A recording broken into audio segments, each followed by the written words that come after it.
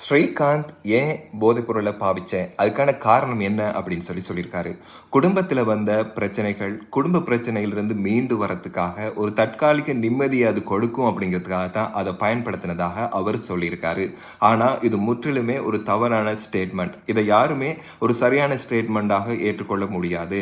ஒரு சிறிய இல்லைன்னு சொன்னால் ஒரு தற்காலிக ஒரு நிம்மதிக்காக அவர் எடுத்துக்கொண்டதாக சொல்லும் அந்த விஷயம் வாழ்நாள் முழுவதும் அவருடைய நிம்மதியை இல்லாமல் செய்து விடுகிறது. இது இளைஞர்களுக்கு ஒரு நல்ல உதாரணம். ஸ்ரீகாந்த் ஒரு நல்ல உதாரணம். குடும்ப பிரச்சனை அப்படின்னு சொல்லி எல்லாருமே போதைப் பொருளை பாவிக்க ஆரம்பிச்சுட்டா இந்த உலகத்துல யாருமே ஒழுங்கானவர்களாக இருக்க முடியாது. எல்லாமே போதைப் பொருள் பாவிச்சுட்டு தான் இருக்கணும். ஆனா ஸ்ரீகாந்த் இப்படி செஞ்சிருக்காரு. அவருக்கு நிம்மதி தருண் அவர் செஞ்சார். ஆனா இன்றைக்கு அவர் மிகப்பெரிய பள்ளத்துல விழுந்துட்டார். ஒரு தற்காலிக நிம்மதின்னு சொல்லி அவர் நினைச்சது ஒரு நிரந்தர பிரச்சனைக்குள்ள அவரை தள்ளிருச்சு. அதனால போதைப் பொருள் அப்படிங்கிறது ஒரு தீர்வே கிடையாது. அதனால தான் பாருங்க, அரசாங்கம் அதற்கு மிகப்பெரிய அழுத்தத்தை கொடுக்கிறது. உலகளாவிய ரீதியில் இந்த போதைப் பொருட்களை தடுக்கணும் அப்படின்னு சொல்றாங்க.